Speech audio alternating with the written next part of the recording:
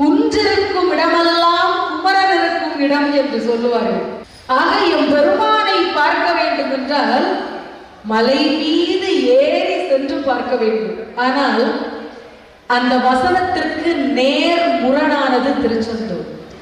இங்கே வயதானவர்கள் மலையேறி வந்து கடினப்பட வேண்டாம், யாரும் சிரமப்பட்டு என்னை வந்து பார்க்க வேண்டாம் என்று குன்றில் இல்லாமல் கடலுக்கு பக்கத்திலே எம்பெருமான் காட்சியளிக்கிறார். என்ன அர்த்தம்?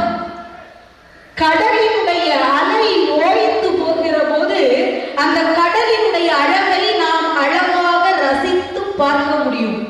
அதே போல மனிதனுடைய மனதின் அலை, ஆசை என்கிற அலை ஓய்ந்து போகிற போது அந்த மனதிற்குள்ளே எம்பெருமானை நாம் அழகாக தரிசிக்க முடியும் என்பதை உணர்த்துவதற்காக அழகாக